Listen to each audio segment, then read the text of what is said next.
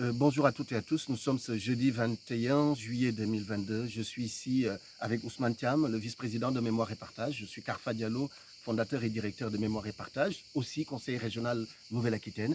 Vous le savez, depuis le début de ce sinistre, de ces terribles incendies qui ont frappé notre région et notre département de la Gironde, je suis un élu de la Gironde, eh bien, je n'ai cessé d'alerter les autorités sur l'état de ce cimetière. Nous sommes ici à la nécropole du Natus. Nous sommes dans un cimetière national qui a été aménagé pour rendre hommage à plus de 1000 soldats qui sont pour la majorité ressortissants de l'Afrique. Ce sont les tirailleurs sénégalais, il y en a 956, il y a 87 Américains, il y a une dizaine de Russes qui sont morts ici parce qu'ici vous aviez un camp, c'est le camp du Cournot, un camp d'hivernage qui était censé abriter, préserver la santé des soldats, notamment lorsqu'il faisait très froid sur les fronts de l'Est et du Nord. On les amenait ici. Malheureusement, le site étant très insalubre, eh bien, ce site, il y a eu un développement d'une pneumonie qui a décimé véritablement plus de milliers de soldats. Eh bien, quand il y a eu ces incendies, en plus de notre inquiétude, de notre solidarité à l'endroit de tous ceux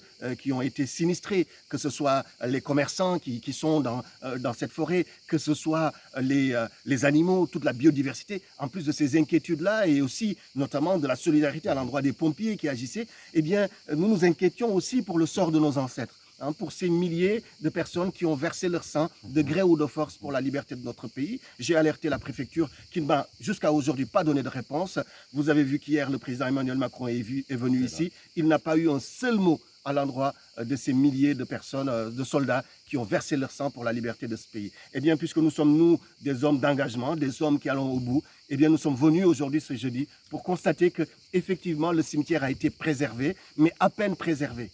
Puisque tout autour du cimetière, on voit encore les traces du feu qui continuent de fumer par certains endroits. C'est presque un miracle finalement que ce cimetière n'ait pas été brûlé. Donc nous sommes venus nous en assurer et nous essaierons de faire en sorte que très prochainement il y ait un hommage qui soit rendu à ces soldats des colonies. Je vous remercie vraiment parce que vous avez été nombreux à me solliciter, à me questionner sur l'état de ce cimetière. Eh bien nous sommes venus vérifier. Pour l'instant, je dis bien pour l'instant, les tombes de nos ancêtres n'ont pas été saccagées par le feu. Il y a eu un contournement, mais c'était vraiment de justesse. Voilà, je tenais à vous le dire. Merci beaucoup.